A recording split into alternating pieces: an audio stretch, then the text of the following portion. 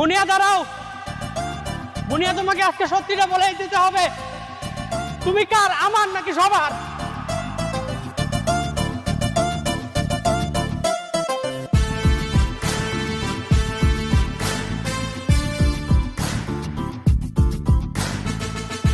আপু, তোমার বাসার নাম্বারটা যেন কত?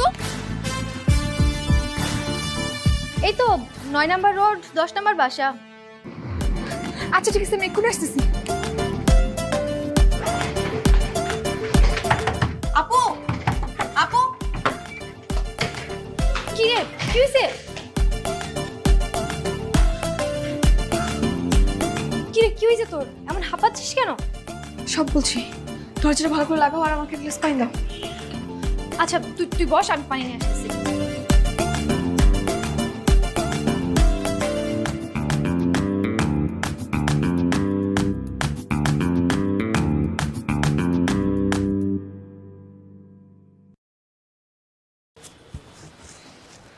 এই নে ধর পানি।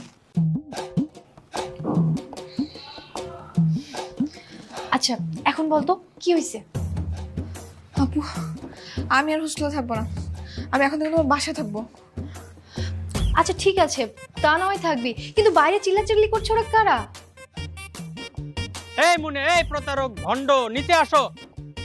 আরে ভাই এই চেঁচামেচি করেন না, দেখতেছি বিষয়টা, আমি দেখতেছি।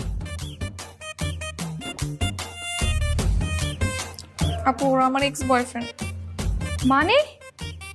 আপু, তোমাকে আমি বলছিলাম আমি ভালো হয়ে যাব, এই হচ্ছে ভালো হওয়ার ফলাফল। ভাবি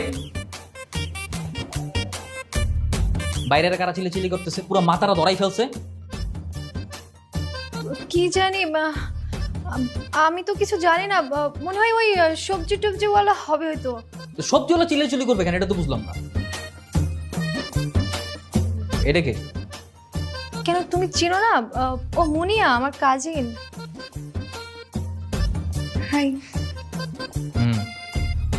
ওই আমি নিচে গিয়ে দেখতেছি কারা চিল্লাচিল্লি করতেছে।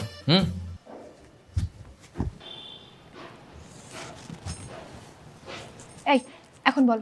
এই মুনিয়া, প্রতারক, বাইরে আসো। আস্তে আস্তে আস্তে। এই যে কি সমস্যা, কি কারা আপনারা? বাসার সামনে তো হাউকাউ কিসের?